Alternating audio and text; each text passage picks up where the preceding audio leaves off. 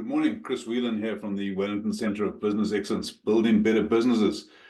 The last couple of weeks, I've been talking to you about the most important formula in business, what I call the 5 ways. There's 5 ways to massively increase your profits and your revenue. I've spoken to you about lead generation. I've spoken to you about converting those leads into customers. And today I want to talk to you very briefly about the average dollar sale, the average amount of money that each of those customers spends with you. And over the next 2 or 3 weeks, I'll finish off this particular series. It's very, very important though that you get the overall picture. And if you want to see the rest of them or the previous videos, go onto my YouTube page or go onto my website, and you can have a look at those, what I've written about it and what I've spoken about. So on to today's topic, the topic of making sure that you deliver value by increasing and then increase your average dollar sale. Now, this is typically in a situation where businesses might have plateaued in terms of their revenue growth, or they might want to increase their profitability. And I'm seeing a lot of that at the moment, particularly as people talk about changed economic times. So, plateaued revenue growth, profitability that you want to boost. One of the easiest ways to do it is to look, or certainly the best ways to do it, is to look at your average sale that each of your customers spends with you. Why is that important? Well, because your acquisition cost of the customer is practically zero. They're already with you. And you've spent all the effort up front to get them. So let's take advantage of that. So let's think about this for a second. If you don't optimize your average sale that each customer spends with you, what actually happens in that situation?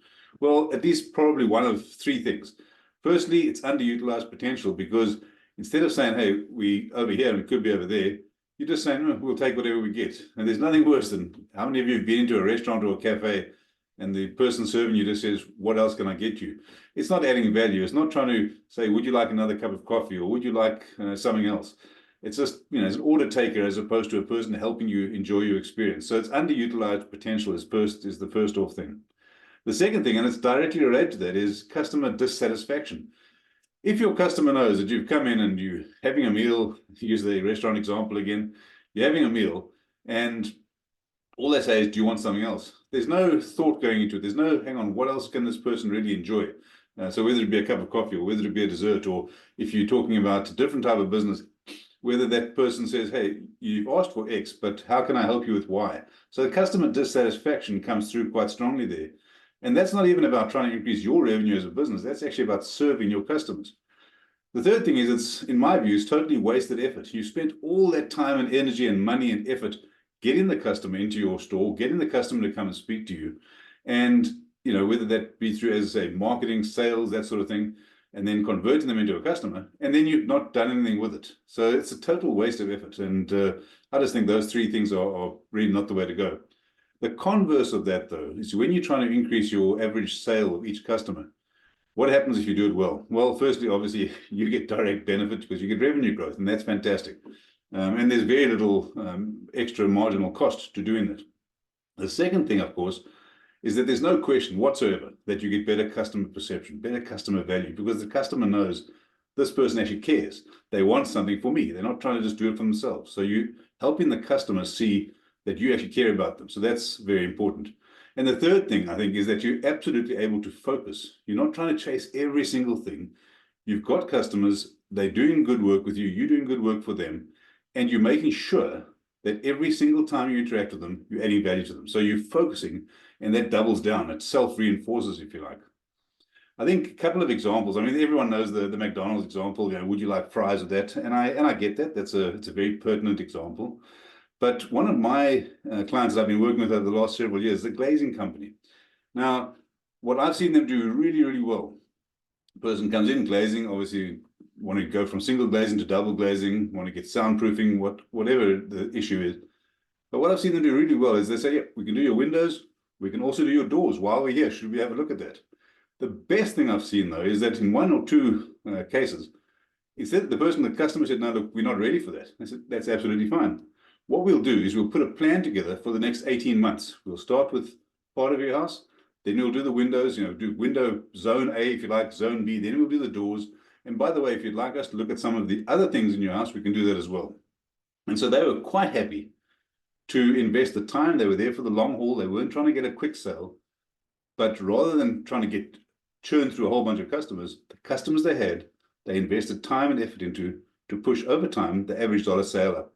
And of course, next week we'll chat about the frequency of purchase as well. But that is a great example. And that business, the glazing business that I'm talking about, over the last 2.5, 3 years, seen revenue growth of close to 70%. And that is, for me, a total winning example. So 3 things to think about when you're talking about average dollar sale. 1, bundle your services, as I've just indicated with the glazing company. Make sure you should strategically bundle your services together, because that allows you to, instead of offering one thing, you can offer multiple.